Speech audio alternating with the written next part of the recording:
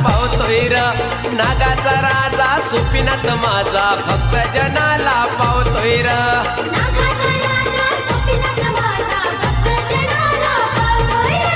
भक्त मंडळी थोडी बाबडी